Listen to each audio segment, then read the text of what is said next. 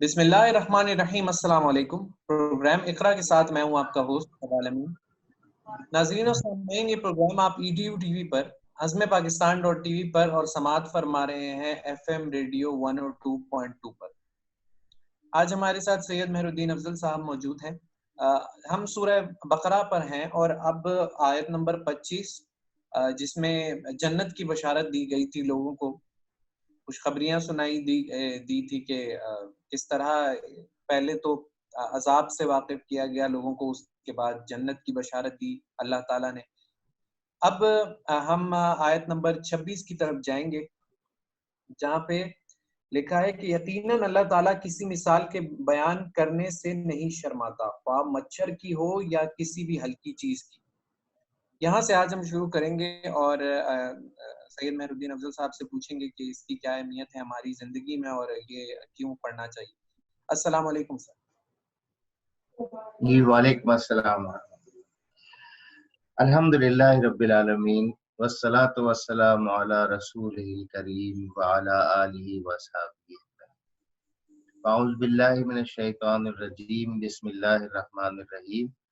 इन्नल्लाहा ला यस्तही अन यज़रिबा मसलन मा बऊदतन फमा फौक़हा। सदक़ल्लाहुल अज़ीम।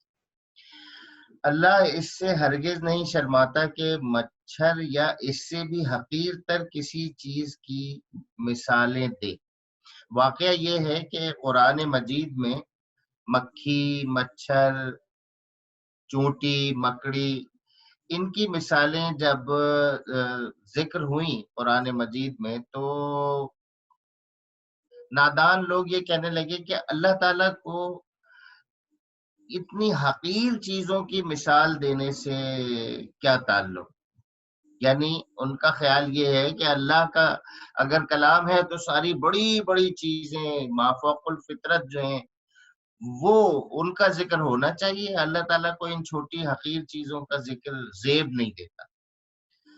तो उसका जवाब सीधा सीधा तो ये है कि अल्लाह ताला के नजदीक तो एक मच्छर बनाना और एक बड़ा पहाड़ बना देना, एक बड़ा कुर्रा बना देना, एक बड़ा सैयारा बना देना, ये कोई मसला नहीं। तो अल्लाह ताला के नजदीक तो जिस तरह से एक पहाड़ बनाना है उसी तरह से कुन कहना है, और मच्छर हो या कोई बड़े से बड़ा सैयारा हो वो बन जाता है। उसमें क्या मसला है।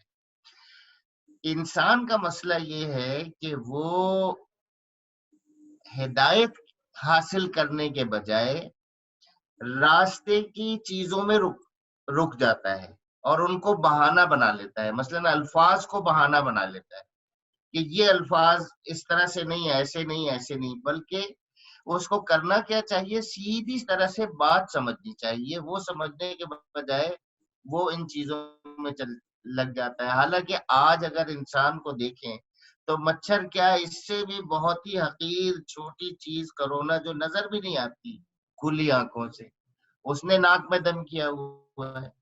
और खुद आज के इंसान से अगर पूछें तो मच्छर के काटने की वजह से, यानी मलेरिया की वजह से अब तक करोड़ों इंसान मौत का शिकार हो चुके हैं। और तो आज के इंसान को तो जरूर इसको जो है वो समझना चाहिए और अल्लाह का शुक्र अदा करना चाहिए कि उसने मुतवज्जे किया हुआ है इस कुरान मजीद में उन छोटी छोटी अपनी मखलूकात से भी, कि वो इनको डिस्कवर करे और इन पर तहकीक करे और इसमें जो शर है उस शर से बचने की कोशिश करे, और जो कुछ खैर है उस खैर को हासिल करने की उस खैर को हासिल करने की कोशिश करे।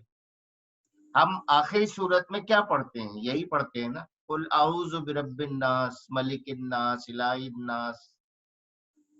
ठीक है, उसके बाद हम यही तो कहते हैं कि जो कुछ आपने शर तख्लीक किया है उससे भी हम पनाह मांगते हैं।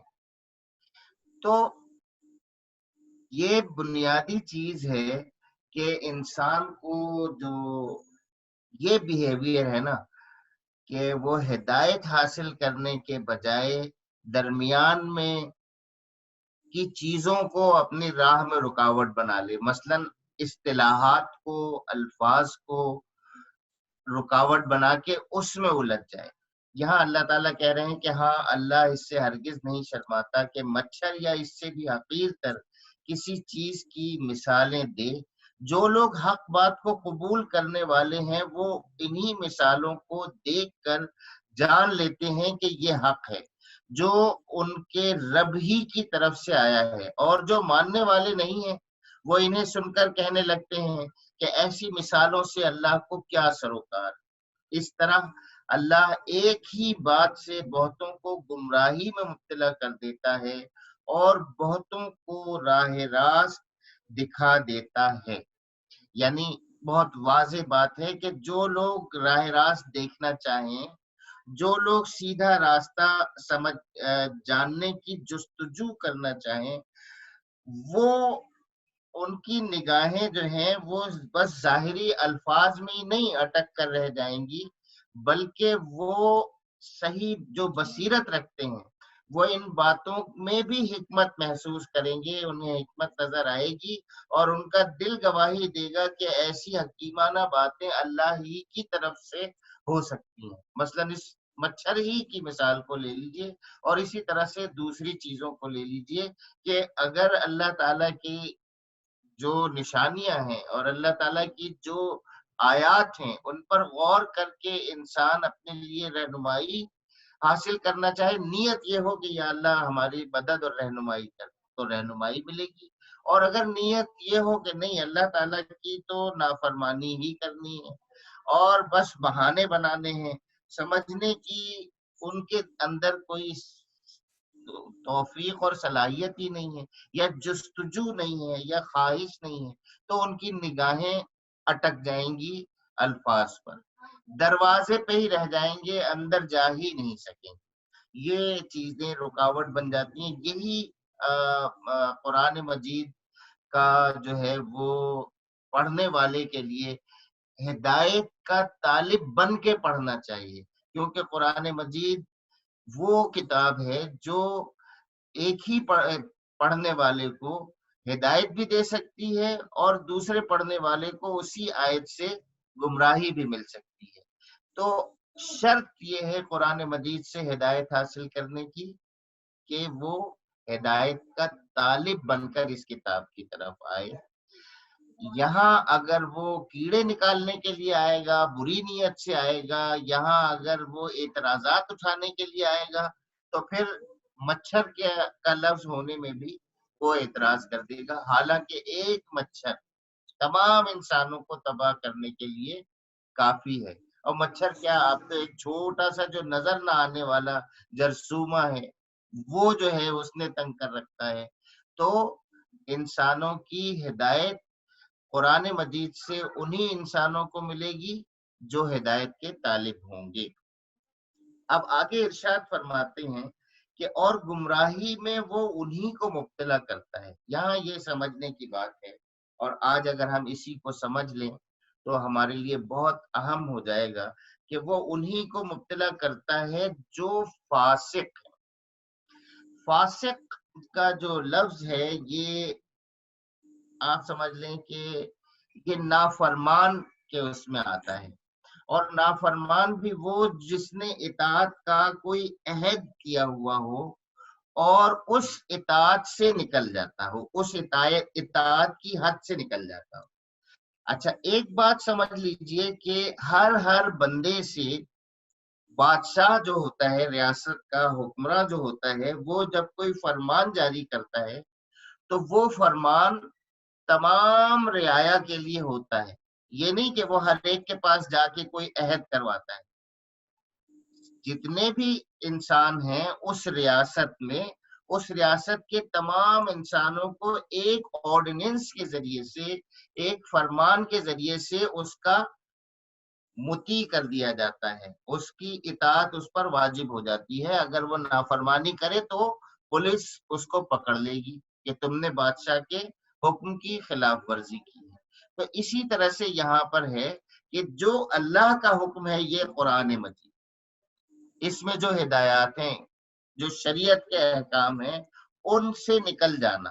کیوں کہ انسان اسی کا پیدا کیا ہوا ہے، اسی کا بندہ ہے، اور ہم یہ تصور کر رہے ہیں کہ ہم شروع سے پڑھتے ہوئے چلے آ رہے ہیں تو ہم ایمان کے ساتھ اس کو پڑھ رہے ہیں، پھر تو اگر وہ اطاعت سے نکل جاتے ہیں تو سمجھ لیجئے کہ وہ کیا ہیں، وہ قرآن سے ہدایت حاصل نہیں کر سکتے، وہ گمراہ ہو جائیں گے۔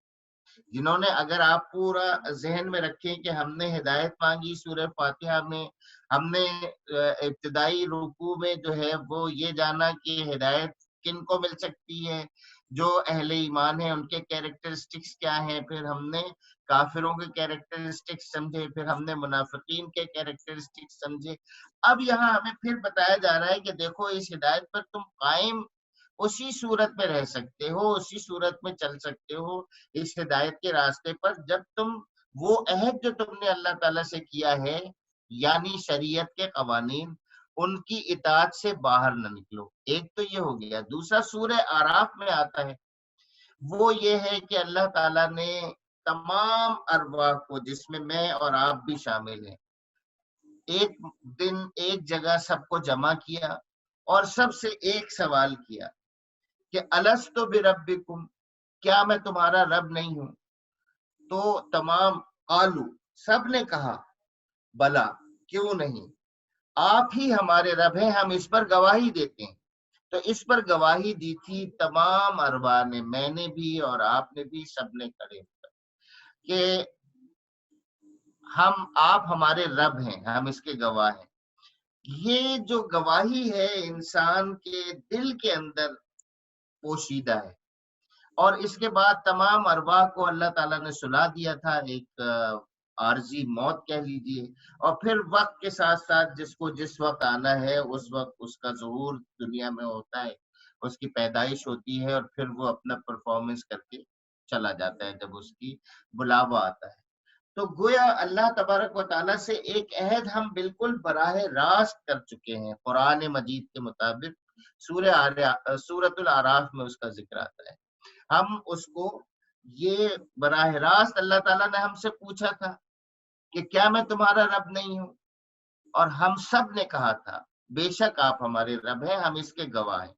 تو اس عہد سے نکلنے والے، اب اس عہد سے نکلنے والے کون ہوتے ہیں، ان کی بھی چند نشانیاں آگے آ گئی ہیں کہ اللہ کے عہد کو مضبوط باندھ لینے کے بعد توڑ دیتے ہیں۔ کیا کرتے ہیں؟ اللہ نے جسے جوڑنے کا حکم دیا ہے اسے کاٹتے ہیں۔ الذین ینقضون عہد اللہ من بعد میثاقہ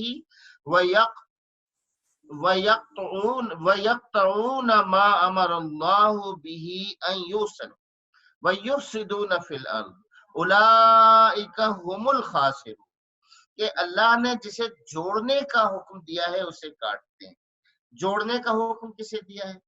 جوڑنے کا حکم بالکل قریبی اور رحمی رشتوں کو دیا ہے، یعنی ماں ہے، باپ ہے، بھائی ہیں، بہن ہیں، پھر چچا ہیں، تایا ہیں، ماموں ہیں، خالہ ہیں، پھوپھی ہیں، یہ سارے کیا ہیں؟ یہ پھر کزنز آ جاتے ہیں، یہ سارے قریبی رشتے ہیں۔ کیونکہ انسان وہ ایسا نہیں ہے کہ وہ پیدا ہو اور پیدا ہوتے ہی وہ زندگی میں گھس جائے۔ اگر تو انسان 18 سال کی عمر کا آسمان سے ٹپکا دیا جاتا، اللہ تعالیٰ کے لیے تو یہ بھی کوئی مشکل نہیں تھا کہ وہ 18 سال کا انسان اس زمین پر ٹپکا دیتے۔ جب وہ ٹپکا دیتے تو پھر کوئی رشتہ ہی نہیں ہوتا، اور کسی رشتے کو جوڑنے کی کوئی ضرورت ہی نہیں ہوتی اور کوئی حکم نہیں ہوتا۔ جو بھی اس کو ٹپکتا ہوا دیکھتا زمین پر، وہاں کا موجود مرد عورت جو بھی ہوتا کہ ارے بھائی اچھا ہوا تم آ گئے، ویلکم ٹو ارتھ، اور جاؤ اس جگہ جا کے کھانا کھا لو، یہاں جا کے یہ کر لو، یہاں جا کے وہ کر لو، اور وہ کر رہے ہوتے، مزے کر رہے ہوتے، بالکل آزاد زندگی ہوتی، نہ کپڑے پہننے کی کوئی فکر، نہ کسی جگہ رہنے کا کوئی گھر بنانے کی کوئی فکر۔ لیکن ایسا تو نہیں ہوا نا کہ انسان درخت سے ٹپک کے گر گیا ہو یا آسمان سے ٹپک کے گر گیا ہو۔ وہ پیدا ہوا ہے ایک پروسیس کے ذریعے سے۔ جب پروسیس کے ذریعے سے پیدا ہوا ہے تو اس پروسیس کو قائم رکھنا یہ سب سے پہلا تقاضا ہے۔ اس پروسیس کے ذریعے سے جو انسٹیٹیوشن بنا ہے خاندان، اس خاندان کا تحفظ، اس خاندان کی نگہبانی، اس خاندان کو قائم رکھنے کے لیے رشتوں کو جوڑے رکھنا، نہیں جوڑیں گے تو کیا ہوگا؟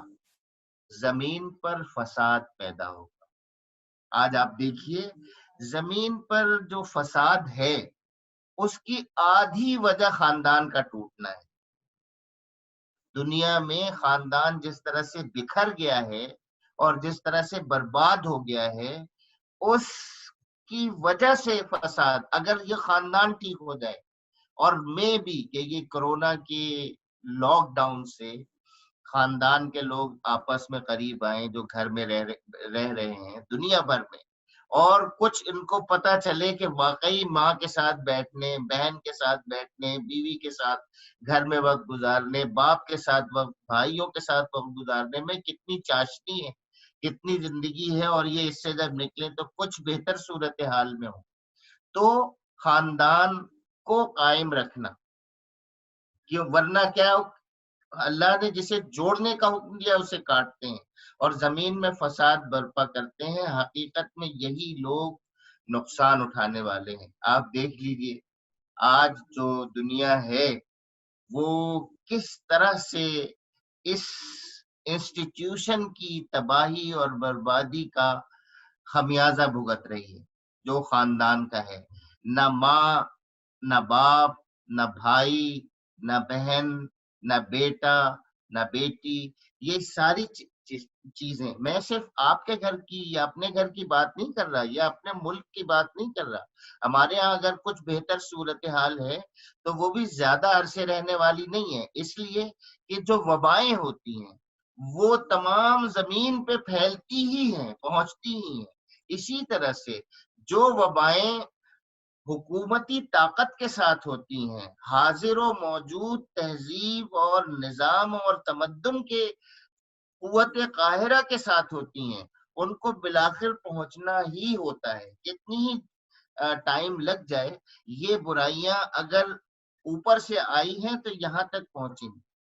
علاج اس کا یہی ہے کہ بہتر اپنی اس پہ چمٹا رہا جائے اور دوسروں کو بھی متوجہ کیا جائے۔ لیکن ہمارا مسئلہ کیا ہے کہ ہم تو خاندانی طور پر بھی، تمدن اور معاشرت کے طور پر بھی، ہم سب اسی کو کاپی کر رہے ہیں جو تباہ حال ہو چکے ہیں، جو برباد ہو چکے ہیں، جن کی وجہ سے زمین پر فساد برپا ہو چکا ہے، اور ہم انہی کی نقالی اور کاپی کرنے میں جا رہے ہیں، تو ہم بھی اسی طرف جائیں گے۔ تو ارشاد ہوا کہ زمین میں فساد برپا کرتے ہیں، حقیقت میں یہی لوگ نقصان اٹھانے والے ہیں۔ تو معلوم ہوا کہ جو لوگ نقصان اٹھانے والے ہیں وہ دو بنیادی چیزیں وہ کرتے ہیں۔ ایک تو یہ کہ اللہ سے جو عہد کیا ہوا ہے اس کی پاسداری نہیں کرتے، اس عہد کو توڑتے ہیں، اور دوسرے یہ کہ اللہ نے جن رشتوں کو جوڑنے کا حکم دیا ہے، جن کی بنا پر معاشرے کا استحکام ہے، انسان کی اجتماعی اور انفرادی فلاح اور کامیابی کا انحصار ہے، ان رشتوں کو توڑتے ہیں، انہیں قائم نہیں رکھتے، تو اس کے نتیجے میں زمین میں فساد برپا ہوتا ہے، اور نتیجتاً نقصان ہوتا ہے۔ تو یہاں فاسق کی مکمل تعریف آپ سمجھیں کہ اس آیت میں آ گئی۔ ہم نے جو آیت نمبر 26 اور آیت نمبر 27 کا آج مطالعہ کیا ہے، اس کے ذریعے سے ہمیں نہ صرف یہ کہ فاسق کی تعریف معلوم ہوئی، بلکہ یہ بھی معلوم ہوا کہ کون لوگ ہیں جو راہ راست نہیں دیکھ پاتے، اور فسق کی وجہ سے زمین پر جو فساد ہے یا زمین پر جو خرابیاں ہیں، ان کی بنیادی وجوہات میں سے یہ دو وجوہات ہیں: اللہ تبارک و تعالیٰ کی نافرمانی، اور جو رشتے ہیں ان کا لحاظ نہ کرنا، ان کو منقطع کرنا، اور ان کو وہ وقت نہ دینا۔ اس میں سر فہرست خاندان ہے۔ خاندان مستحکم ہوگا تو معاشرہ مستحکم ہوگا، معاشرہ مستحکم ہوگا، انسانیت ترقی کرے گی، اور خوشحالی اور بہتری انسانی زندگی میں آئے گی، ورنہ خرابی ہی پیدا ہوگی اور بے سکونی ہی معاشرے کا حصہ بنے. بہت شکریہ آپ کا، آپ نے بہت اچھے انداز میں یہ بیان کیا.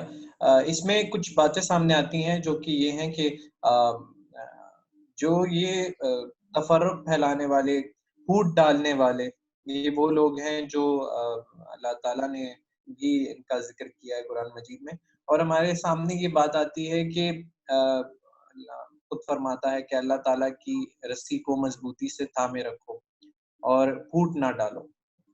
تو اگر ہم اس بات کو ہی سامنے رکھیں تو یہ جو فساد برپا ہو رہا ہے آج کل، میں نے ابھی کچھ پرسوں میں نے ایک خبر سنی کہ ایک ہی بڑے بھائی نے اپنے چھوٹے بھائی کا قتل کر دیا اسی لاک ڈاؤن کے اندر ہی، صرف اس بات پہ کہ اس کی محبوبہ نے اس کو کہا تھا.